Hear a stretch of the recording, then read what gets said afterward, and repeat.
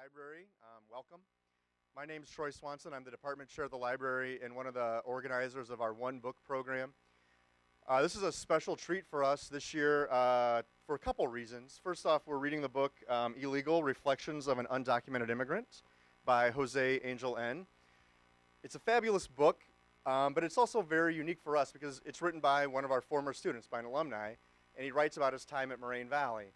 Additionally, those are nice things, but the bigger picture is that it's connecting to our national debate in some ways that I think are kind of profound. So we're entering an election cycle.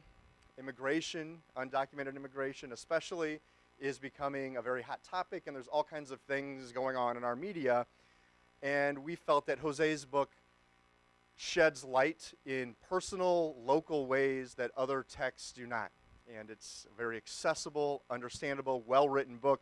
And I gotta say, for those of us in the faculty circles, I'm very proud to say this is one of our former students who wrote this book. And hearing him talk today, getting to meet him today, I'm also very proud of, it's clear the impact that this college had on his life. And I think that's good for all of us that are here day in and day out trying to make a difference. It's nice when we hear those stories, that feedback, hey, you did make a difference. So thank you, Jose, for that from the beginning. So the book is available at the bookstore. Obviously, it's available for checkout in the library. Jose's career is entailed in life, comes through in this book, but after Moraine, he left, went to UIC, attended grad school, worked in the professional world, and he's going to talk to us a little bit about that. And we're very honored and glad to have him here. So with that, I'll stop talking, and please, a round of applause to welcome our guest, José Ángel N. Thank you.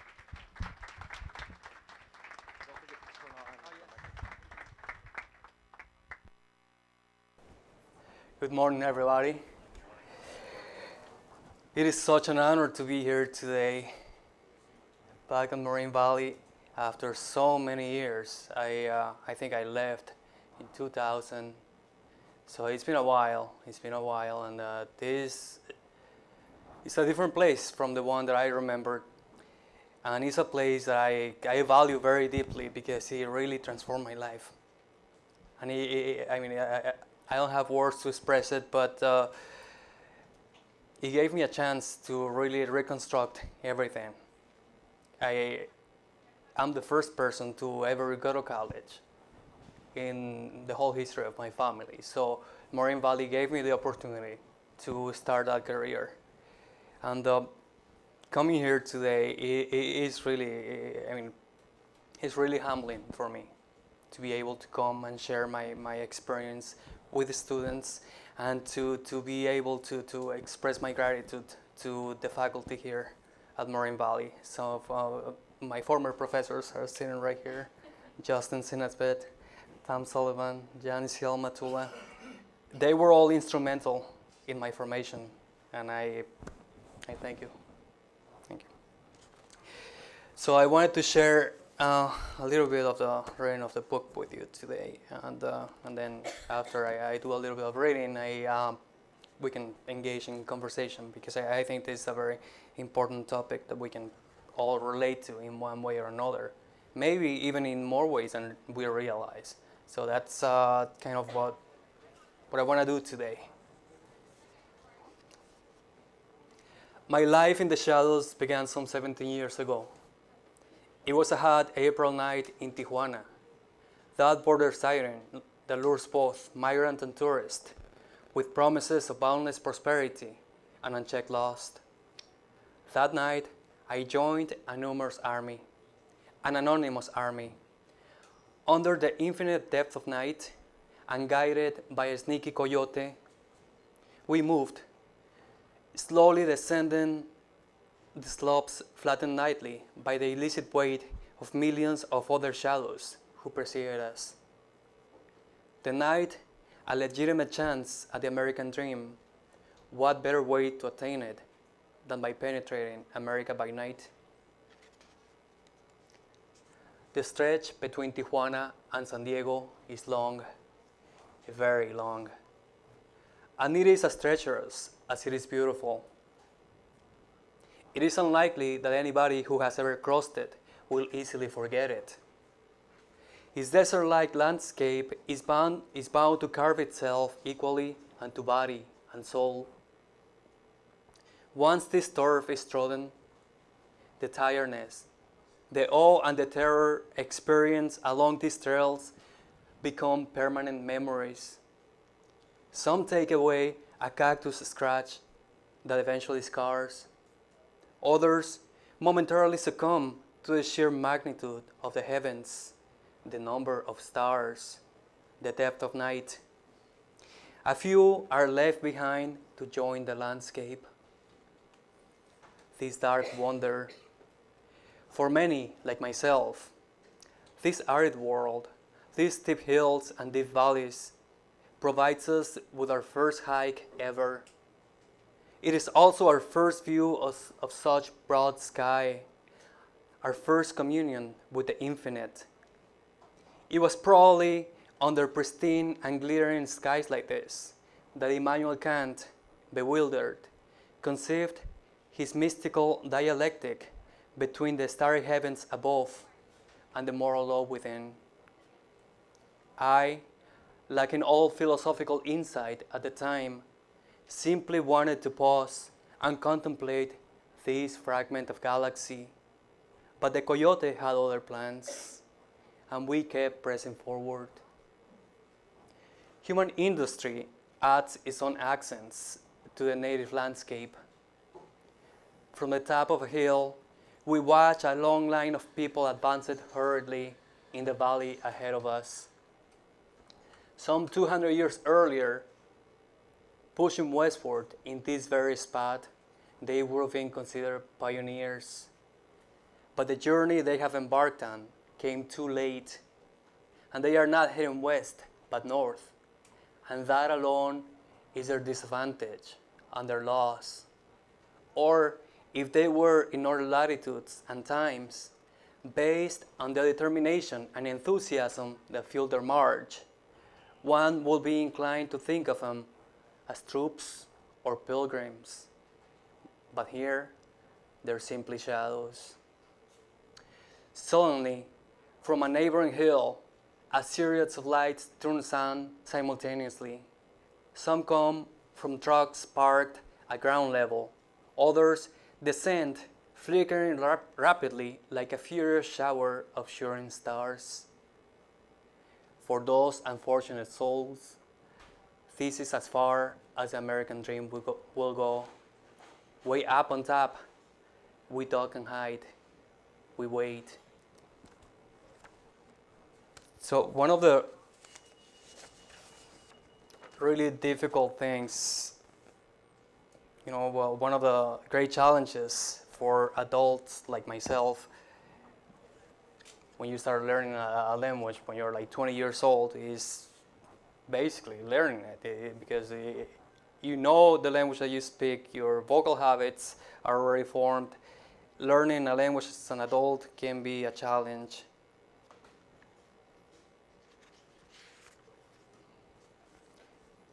One of the disadvantages of learning a language as an adult is that one's tongue has stiffened. The mastery of a new language requires an elastic tongue, a responsive and lively tongue, and mine is now robotic and languid. At 20 years of age, when I began to study English, my vocal habits were already formed. The new prospect was exciting, but for a tongue accustomed to an ebb and flow from different depths, the twists and swirls of a new language were, and still are, overwhelming challenges. In my new language, my tongue stumbles. I utter screeching noises.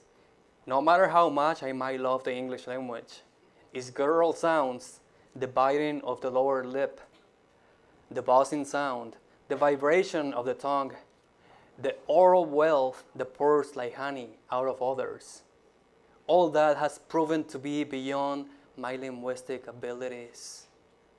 And the fact that I can complain about it in writing brings no consolation. So I grew up in a house with no books. Actually, we had two books. We had an atlas that sat on the coffee table, and that from a very early age taught me that there were beautiful and faraway places that I will never be able to travel because people like me, with the people from my own background don't travel. That's one of the things that happens when you're working class, third world country citizen. So, but the other book was the important book in my house. It was a Bible. And in fact, it was so important that it was kept behind a glass cabinet. Nobody could approach it except for my grandmother, who every week or two came around it and dusted off. That was the extent of my contact with the world of books until I grew up and came to Moraine Valley, basically. Starting at about 28 years old or so, 27, 28, I can't remember how old I was. But it was here when I actually started doing some reading and building a foundation of what I was going to become.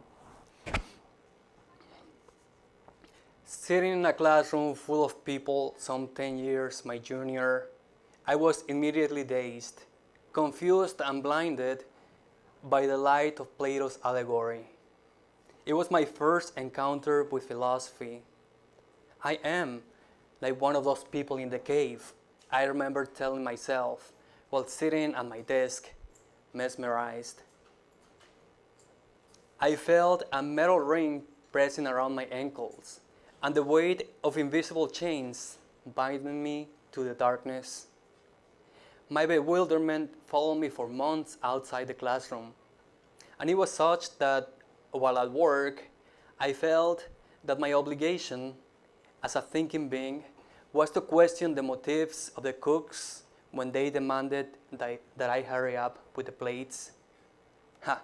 As though my quicker scrubbing would make any difference in the great scheme of things. Didn't they know that the essence of things was permanent and unchangeable? That motion is an impossibility because between one point and another, there is always a middle point. And from that middle point to another middle point, there are an infinite number of middle points. Tranquilos, I felt like saying. We're not gonna get anywhere. You're all being deceived by your senses. Or should I simply comply with the urgent request and remain aloof and unaffected? A different story, or a different theory, that of Heraclitus, assured me that the person they were screaming at earlier and the one doing the thinking were two completely different people. I felt compelled to engage the cooks in Socratic dialogue, to try to prove whether the plates they demanded were actually what they thought them to be, or if they've been living in a lie all along. Chained in the cave, they were being fooled by shadows. An idea like that would certainly confound them. But then, anticipating their reply, déjate de chingaderas y apúrate con esos pinches platos, cabrón. I dropped the pursuit of my philosophical inquiries and scrubbed the place harder.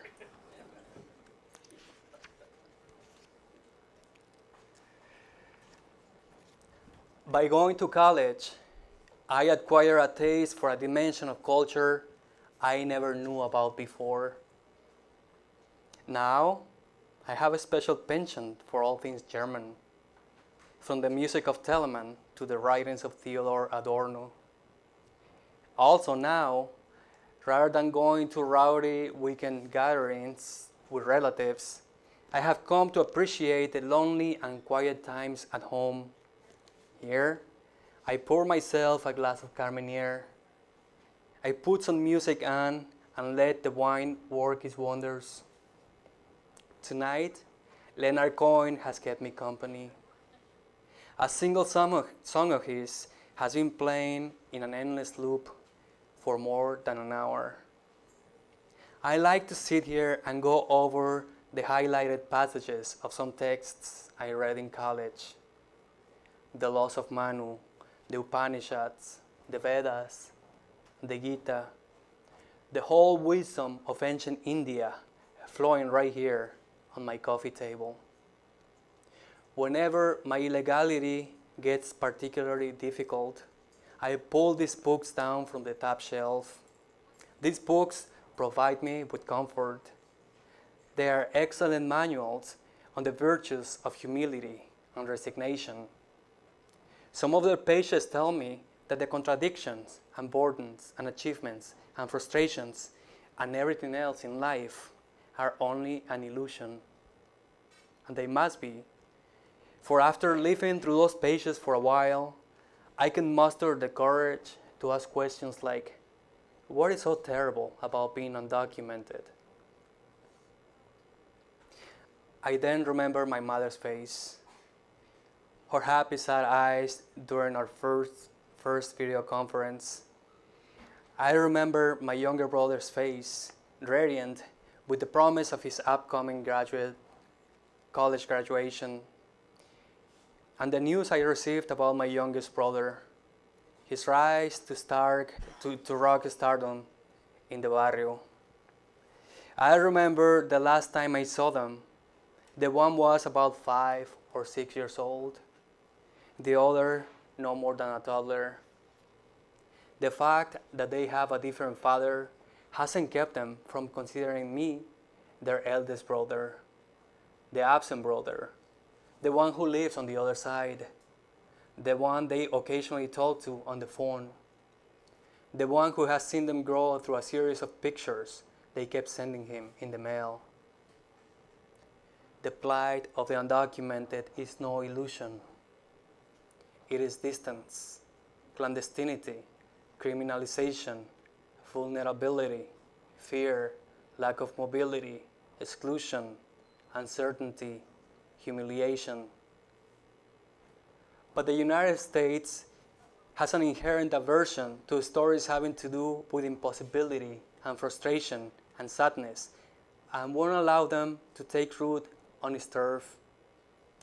It is here that one of the most common platitudes uttered by politicians from either party about the issue of immigration acquires true significance. The United States is a country of laws, but it is also a compassionate nation. And so, I might not be allowed to travel and be reunited with my family. But the U.S. and its compassionate genius, its technological wonders, won't deny me their presence. When they miss their family, other people I know schedule a trip. A video chat.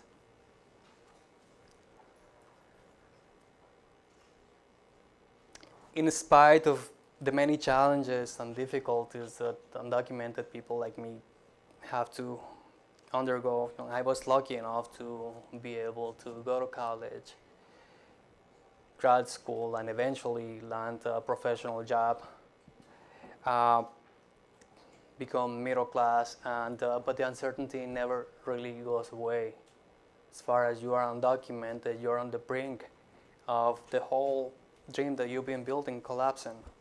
So it's like living in limbo. That's the best way I can describe it.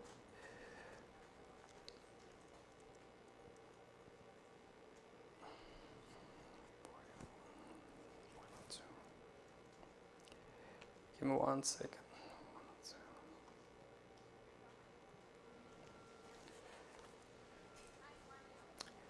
The new head of human resources at work decided, upon arriving, that some order was needed in his new house. Within a few weeks of getting the job, he cut loose the fine thread that had been holding Damocles' sword as a latent thread above my head. And as all things Greek, the blade was destined to fulfill its fate. One Thursday evening, it finally fell, and my head came rolling down the office where I've been working and hiding for the past 5 years. The email I received demanded that I clarify a problem with my social security number. It gave me only a few days. I have been dreading these days since the first day I got the job. I had imagined different scenarios, which varied from the truly civilized to the highly embarrassing, from an uncomfortable conversation or meeting in my manager's office to the abrupt arrival of the security guard behind my chair, ordering me to pack up my things and follow him outside immediately, without offering any explanation as to why. But everything happened so quickly and so impersonal, and was so impersonal that the only thing I could think of was to respond the same way. So, toward the end of the day, I prepared my letter of resignation, effective immediately. The following day, I turned it in and never went back to work again. By the time this book comes out, it will be more than 2 years since I lost my job. And during this time, I have often wondered how they see me, my superiors, what they think of me.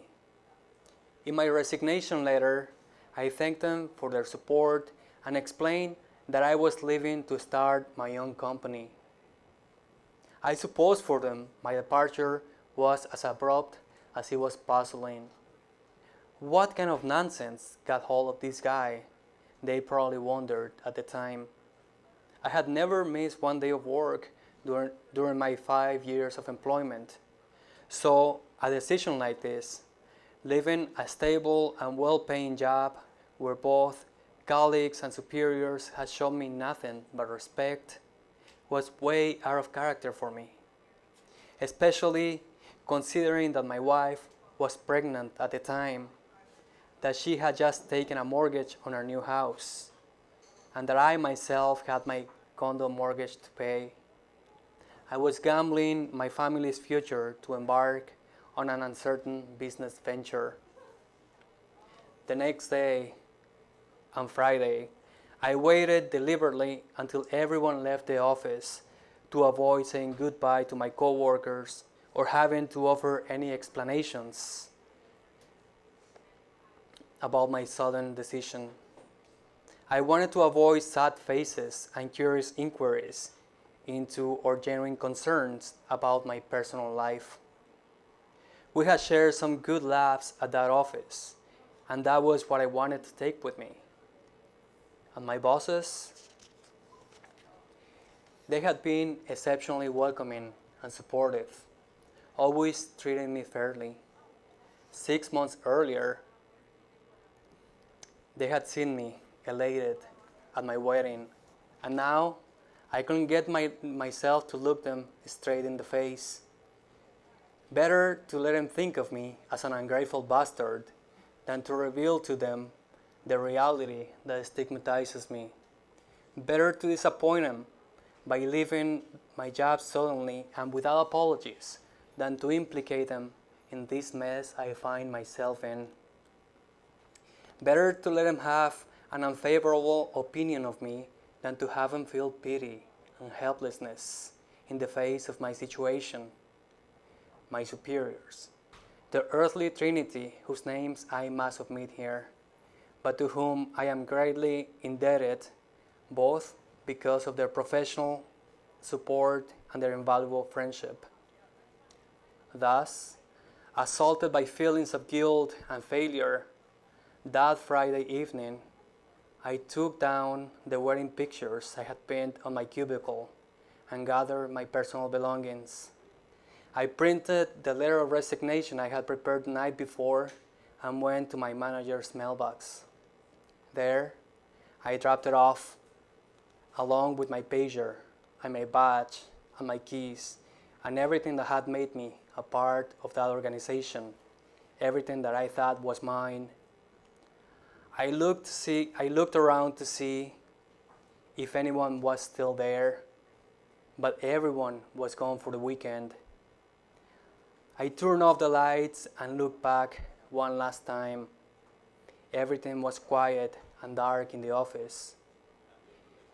I had entered that company with the stealth of a thief, and like a thief, I left. So by now, I've been living in the States for about 22 years. And as you might imagine, my life has changed drastically since I first came. I'm a different person, completely different person now. I will be the first one to acknowledge the peculiarity of my circumstances. I have been lucky enough to find my way into the social fabric of the United States, and this is my satisfaction and my loss. The world I knew when I first came to the US has been turned on its head.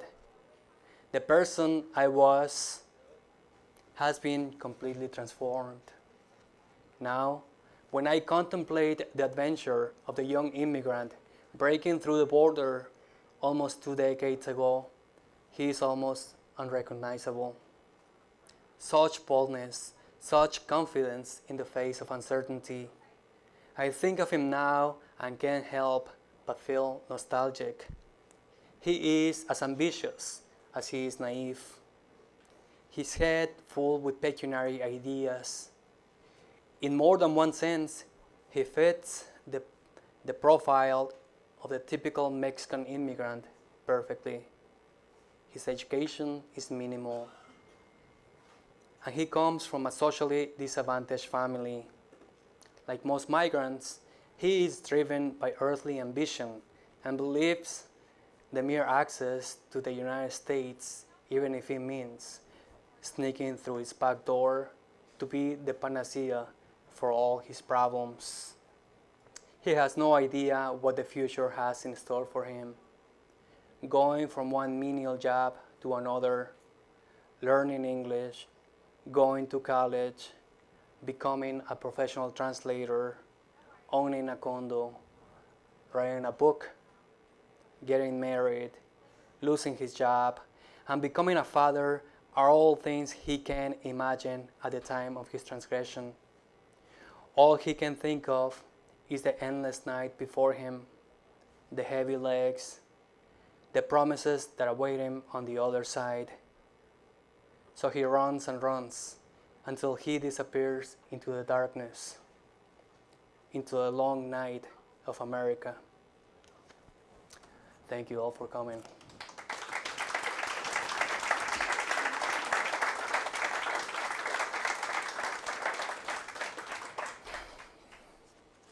So we'll take some questions if you have them. So if you have questions, raise your hand. I have a microphone so everyone can hear. Yes, sir.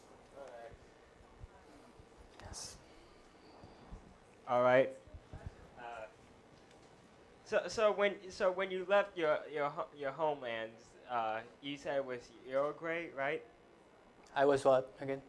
Uruguay. When you left your homeland, which was in Uruguay, Mexico.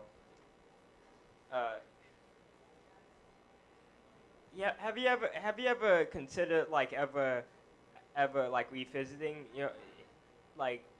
you probably said it that you have you ever considered to revisit your lands or to talk to the community or wherever you grew up about your experience or no plans for that?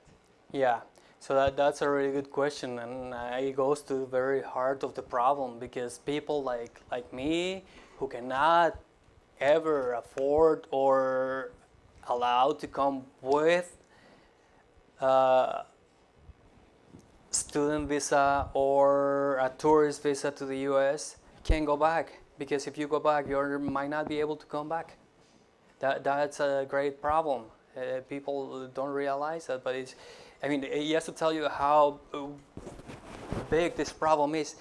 my own grandmother and my mother many years ago about, I got married about 5 years ago, and we didn't even try for them to come to the U.S. because we knew that their visas will not be, it will not go through.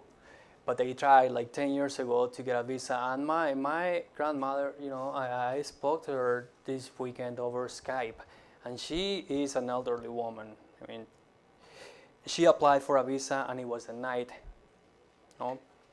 And for my mother, the same thing happened.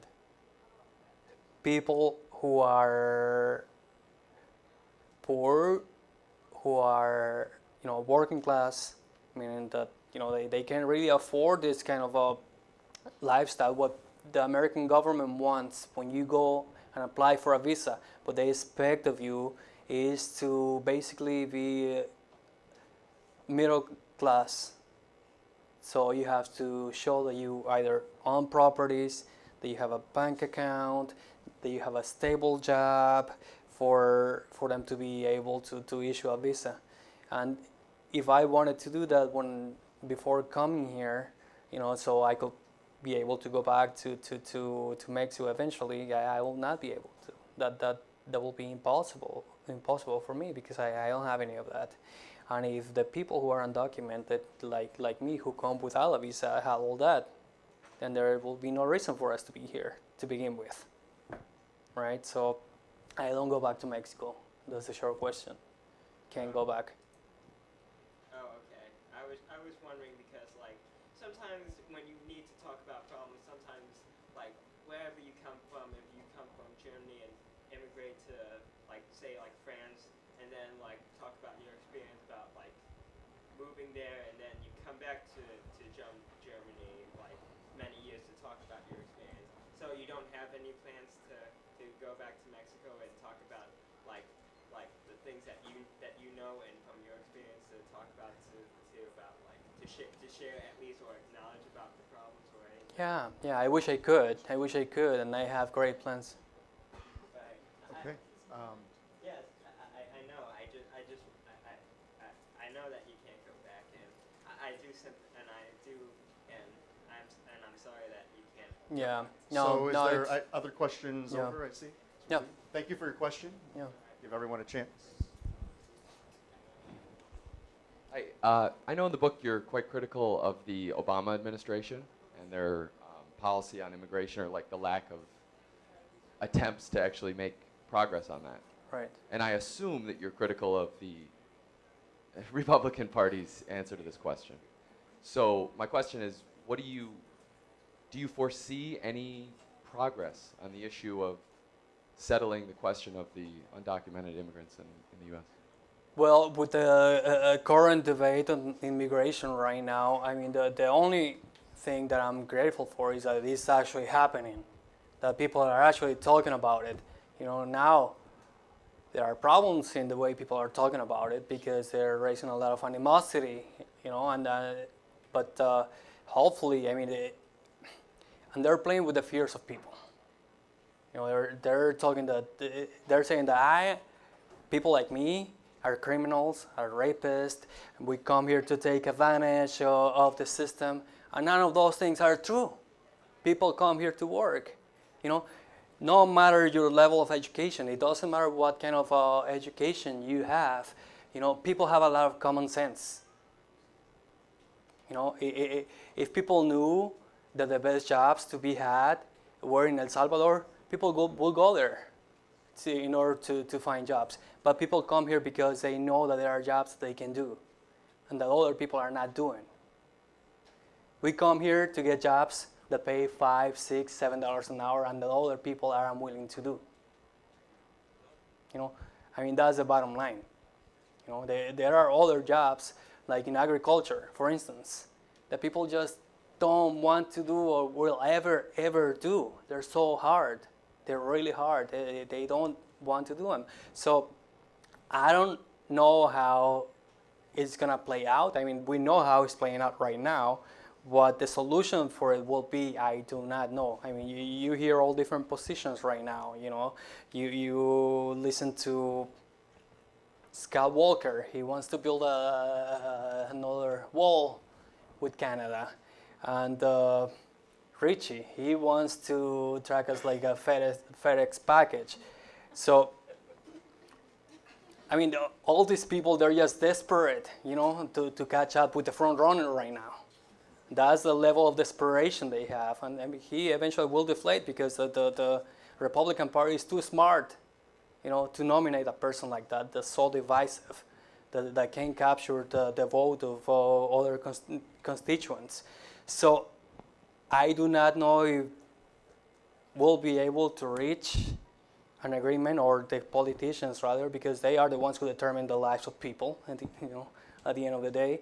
But I hope they come up with some sort of solution.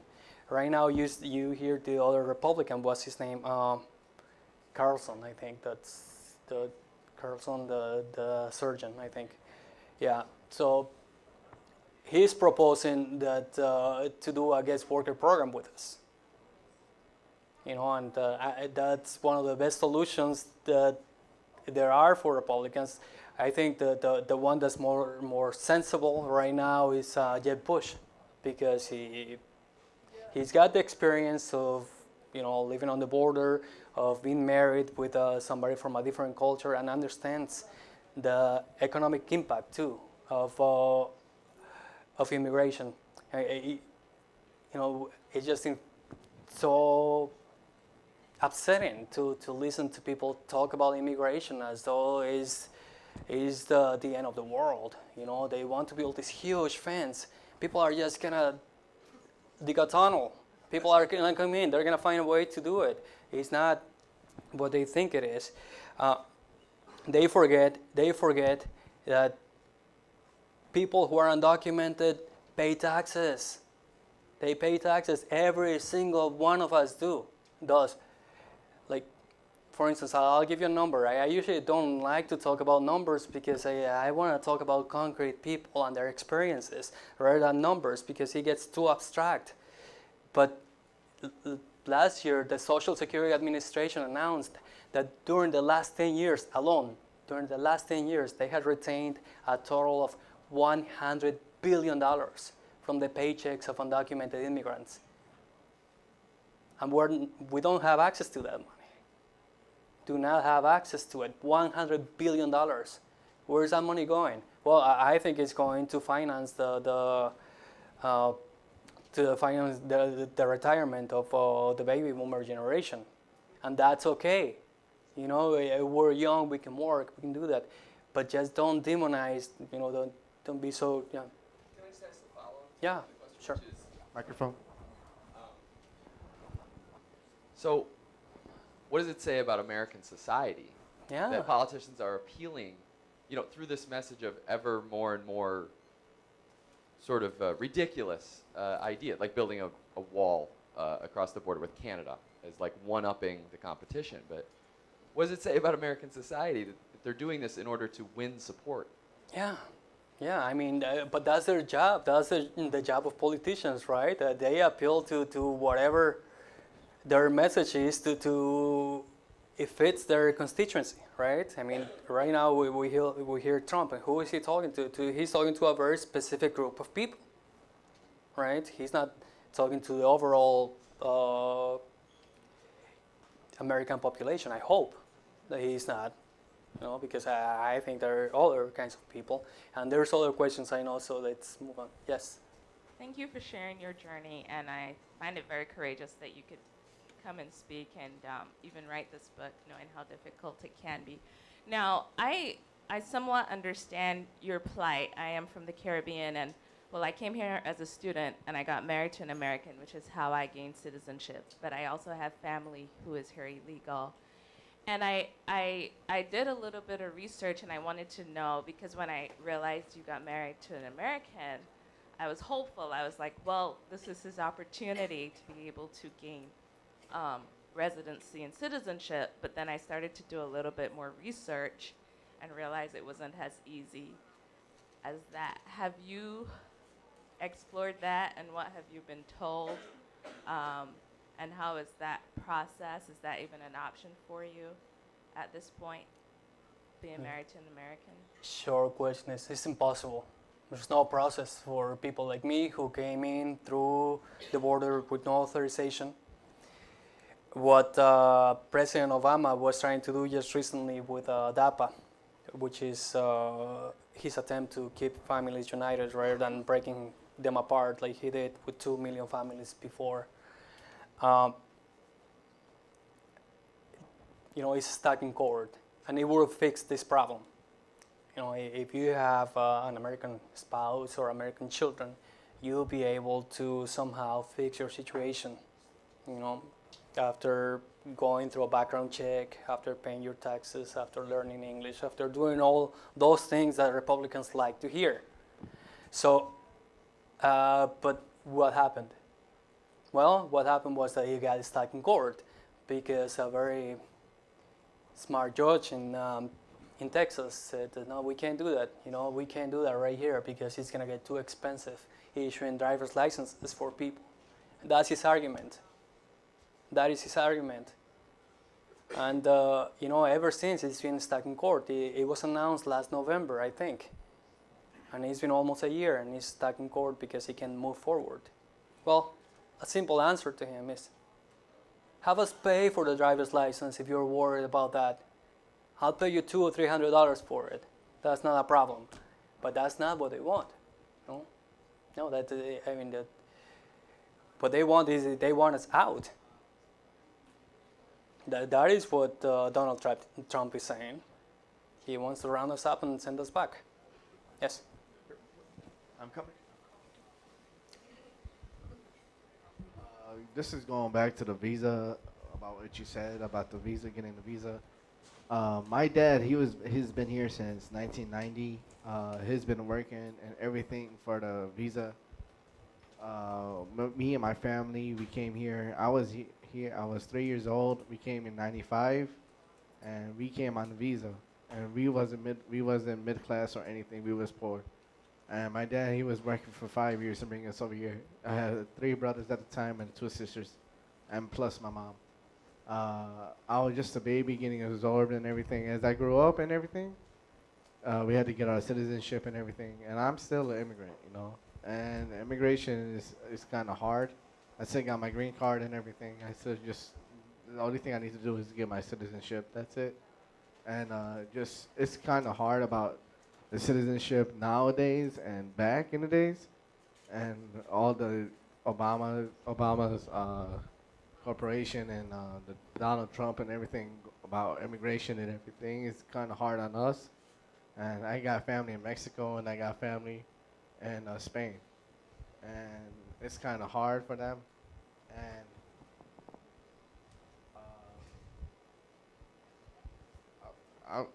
I'll get back to you once I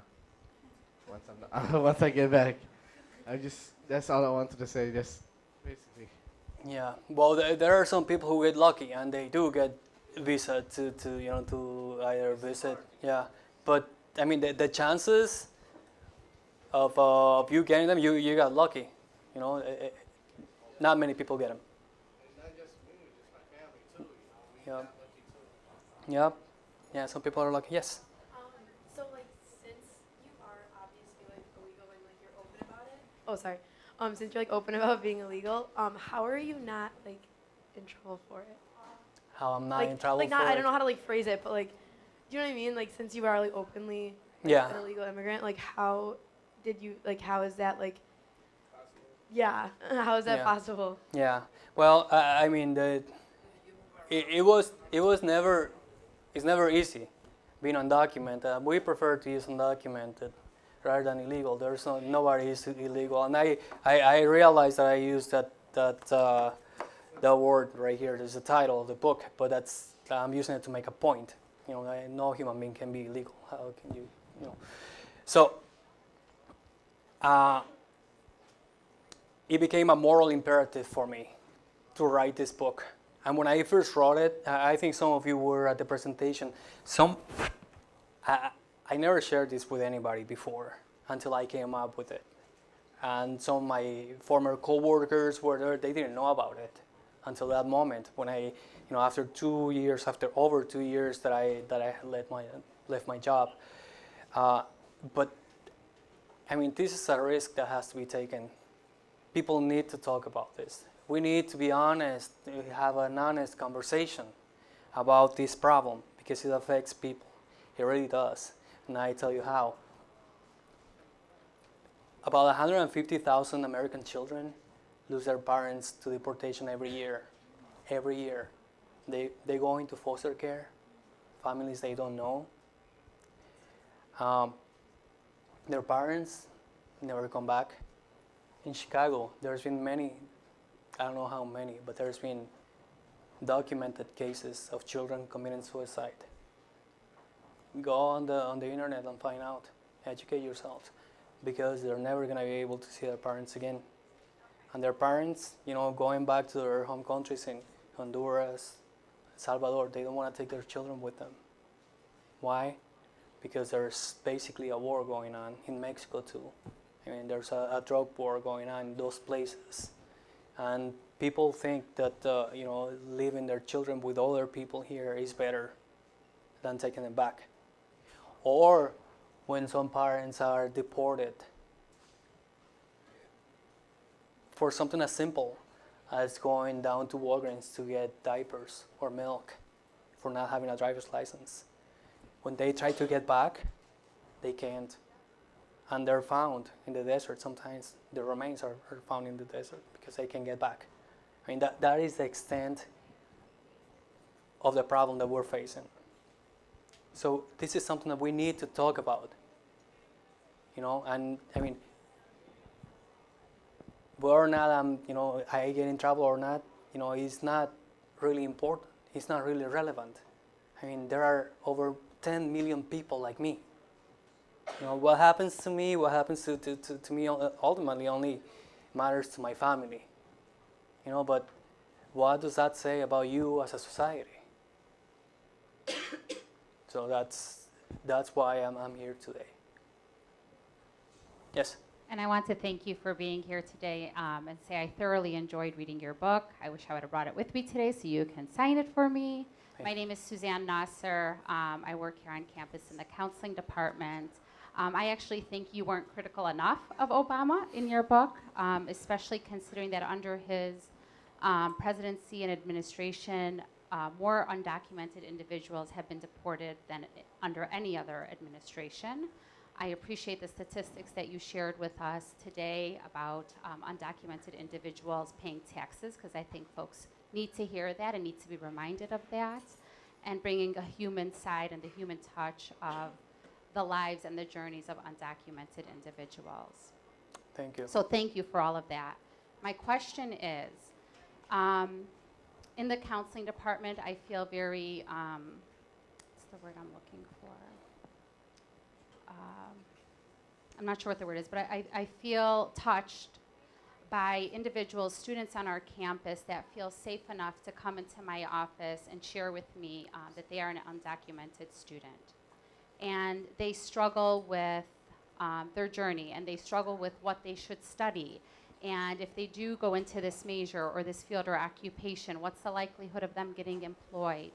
And they want to give up, and they want to throw in the towel and move on from here, from this institution, or reconsider going on after here. You persisted, and it did you well. What advice might you have for those students? Well, I tend to be a little idealistic when it comes to education.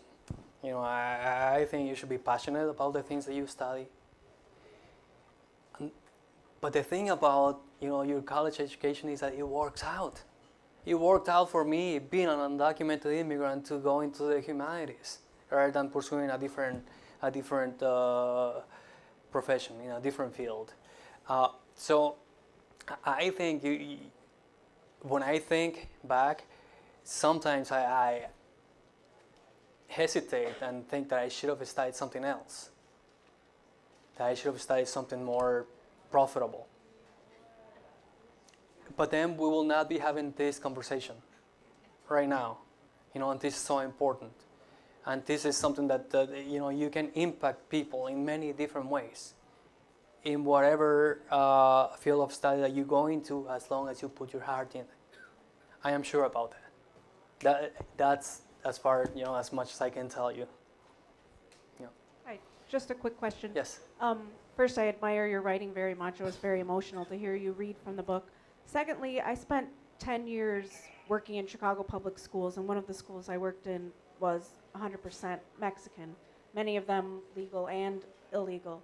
And I always remember them being very nostalgic, and you mentioned that a bit when you were reading from your book about your nostalgia. And I never knew what to say to them because their hopes and dreams often in their youth are to go back to Mexico. They, as youth, see Mexico as a beautiful place to live and a beautiful place to be, and almost see America as not their home. So I'm wondering if you could address just that nostalgia, whether your nostalgia is still very strong to go back, or you feel this is now your home, and what you might say to a child Right. that feels Mexico is, their dreamland for them in many cases, because they remember it and they just naturally want to go home. I have a friend who is a retired physician and who is a prolific author as well, who has written something along the lines of immigrants know a special kind of sadness that is only particular to them. You can never feel quite at home anywhere that you are anymore. And that's a reality that we have to learn how to live with. You are somehow uprooted from the place where you were born for whatever circumstances, economic, social, where there's a war going on, political, whatever. However, you go to a different place and you have to live somehow, and there's a tension. There's always gonna be this tension within you, that tells you, I wish I was there, but I'm here. But all that you can do is do your best with the things that you have. With the things that you have, in my case, it meant doing my best with the education that I had access to, and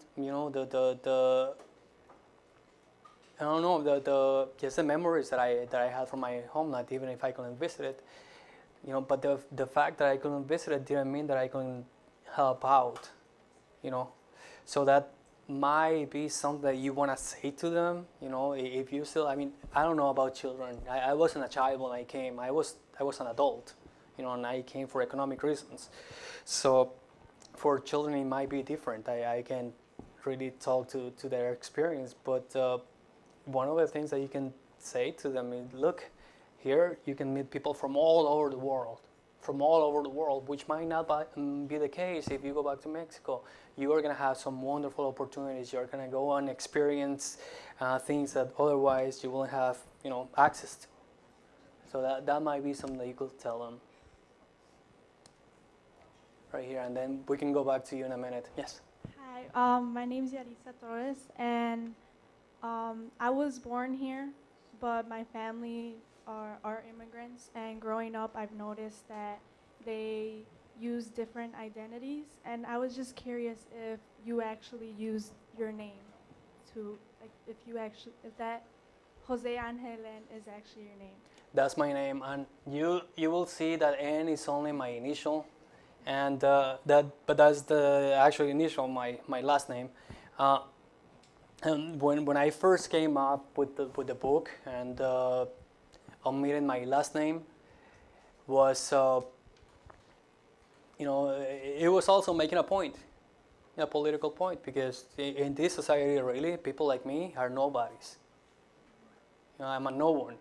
So that's what it means, just the lonely end right there. That until this society can recognize me as a full member, I'm not gonna come out and tell my last name. That was making a political point on my part. Other question? Any other questions? Do you want to follow up on your question?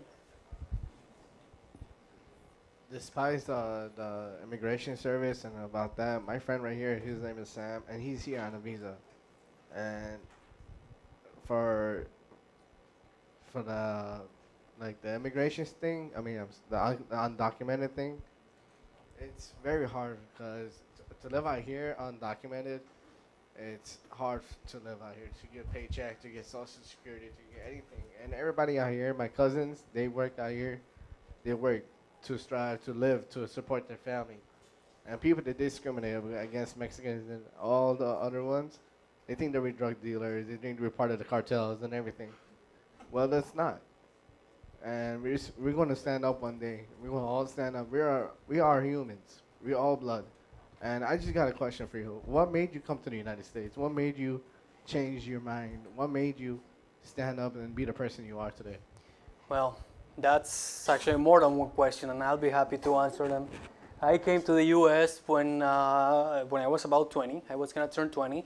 And I came when I realized that there was no hope or future for me in Mexico, period. I mean, that when you have to work 2 months and save have all your savings of 2 or 3 months of work, just to be able to afford a pair of shoes, then you know that you really can't do anything with your life at that point. You're 20 years old. So that's why, after seeing many people coming up north and doing well, I wanted to have a chance to do the same thing. So that's to answer the one question. And why did I become the person that I am is because I came here specifically to this campus, and here something happened. I found a universe that I never had access to before during my life. I became acquainted with reading, which is not something that we do in Mexico as a habit. We don't read. I mean, children in Mexico don't visit libraries like this one. 48% of children in Mexico from ages 12 to 17 have never been inside a library in their lives. Isn't that sad? And you have some of the richest people in the world in Mexico as well. It's not that the Mexican government doesn't care about education. You'll see the children of senators and governors, they go to Princeton, Oxford, the University of Chicago. They care about it. They care about education because they know education is power. So this generous institution changed my life, and that everything else that has happened since has been because of this. And the other point that you make about us being portrayed as criminals, that's a question that I've always had since I first came to the States, and my understanding of English was very rudimentary. How do you make the connection between a group of people that come here to work and crime? And it's something that's beyond me. But I guess it's through the use of media, having access to TV and radio, and just having big groups of people listening to what you say. I think it changes the perception of people. But after you've been part of a given community for a while, for instance, there was a wonderful article just recently on the New York Times about people in Iowa and what they think about undocumented immigration and how they have changed, their perception of what they thought they were to what they are now. There was a person who was completely prejudiced, and he acknowledged it himself. He was like, I'm very prejudiced, and it is wrong for all these illegals to be here, but I tell you what, they're hard workers. It goes to the heart of the problem. We come here to get jobs. We may not have come the way that you wanted, but there's no way. And that is a problem. There's no end of the line. You want us to go to the end of the line? Show it to us. Where is it? I want to see it. In the meantime, let's stop the animosity and the rhetoric, and let's really move on and achieve what I want is comprehensive immigration reform. Who knows if it's going to happen or not, but anyway, so that's the answer to your questions. Yeah. Other questions? I have a question. Yeah. I discovered your book through two of my retired colleagues, Jan Hill and Tom Sullivan, both of whom are here today, your former teachers. and they sent me a review of the book and said, you should check this out. This might be good for us to do, and I love the book. So much of the book, you can tell your love of philosophy comes through. And I'd love to hear, because this is a topic that everyone is afraid of, or doesn't make money, or whatever, but I love philosophy, how you discovered philosophy as someone who says he did not start out reading, family doesn't read. How do you find philosophy? How do you access philosophy? How do you come to understand it, and then clearly integrate it into your life story in this book? Well, I think I discovered philosophy by accident. I signed up for philosophy thinking that it was going to be the study of something else.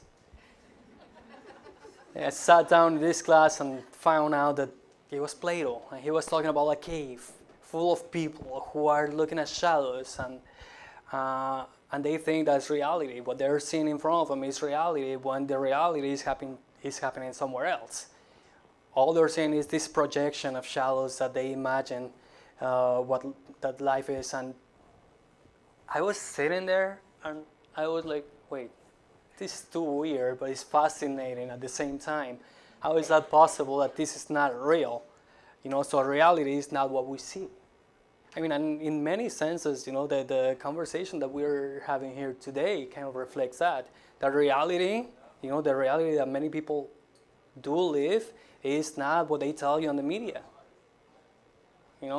So that's probably what caught my attention initially going into philosophy. And since I was undocumented when I came here to Moraine Valley, and I'm still undocumented today, I didn't socialize with the people, with my classmates, but I made a lot of very good friends. They had names like Seneca and Cicero and Shakespeare and Camus and Emerson and Thoreau, and they all live downstairs. Go check them out. They're good. They can change your life. They did. They changed mine. I know that. So. We love the library plug. So yes. Other questions? Yes. You mentioned how the previous question was about philosophy. I wanted to know what would you say is your favorite philosopher, and what work would you recommend for some of us to start reading? Yeah, there's a lot. There's a lot that you can check out. And one of the first philosophers I ever encountered was an American philosopher by the name of Ralph Waldo Emerson. So one of the things that caught my attention about Ralph Waldo Emerson was the way that he uses language and ideas, and the way that he can talk. He can have a conversation with people from the past. Seriously, it's like he's engaged in conversation with them. And I thought it was so daring and so beautifully done as well. But, and there are so many. Like, read, for instance, Albert Camus. Albert Camus is one of my philosophical heroes of all time. Or go back and read Seneca and Cicero and the Stoics. If I have to give you a recommendation for reading, is that whatever is appealing to you, whatever can touch you in a very particular way. There are things that you're gonna have to read in school no matter what. Right now, I'm reading some things that I wish I wasn't reading, but I have to read them for school anyway. But if you're gonna start reading, for instance, read that wonderful book entitled Walden by Henry David Thoreau. That's a great book. Or read Jack London, On the Road, I think. There are many books that you might read, but that's one of them. There's a wonderful book. I think that's the translation into English is called Mexican Ulysses. It's by Jose Vasconcelos. It's a Mexican philosopher. Reading that book was a true revelation for me. So there are many books from many different traditions, and they will all impact you in different ways. And I think what's important is just to take what's really, meaningful to you, and take that message from them and keep it, and everything else you can just put it aside, I guess. I think that. Other questions? I was just going to ask, since it's so relevant. Nope, you're breaking the rules. Wait. Can't hear you. I was going to say that because it's such a contemporary topic, the immigration and escape from war in Europe, I was wondering if you see that impacting the attitudes in our country here. Well, sort of. I mean, you hear, the candidates talking about building a wall. There's this person saying, "Oh, I'm gonna build a huge wall. It's gonna be so huge, nobody's gonna penetrate it. I won't mind having a beautiful door." You will think that there's an invasion of people coming to the States. And I might have read something along those lines at some moment, but the truth is that immigration from Mexico right now, you know what it is? Net immigration to the U.S. at this moment, people are not coming to the U.S. anymore. Americans are going to Mexico. More Americans are going to work in Mexico City, in Guadalajara, in Monterrey, because those are cities that are quickly changing. Guadalajara is becoming the Silicon Valley of the Americas. So there are a lot of people from Korea, from France, from Germany, from the US and Canada going to Mexico to work. But there are people who are professionals, in computer science or engineering or whatnot, so they don't have any problems. But with the rhetoric that's going on right now, people have that fear that they're being invaded. What they don't realize is that people are already here and they're part of society. We are part of society. We mow your lawns, we scrub your toilets, we cook your dinners, we babysit for you. This is the kind of work that we do. So that kind of fear-mongering, I mean, it is good for politics, but it's not good for the society as a whole. Okay, so I think we will stop there. Don't run away. How about a round of applause for Jose? Thank you.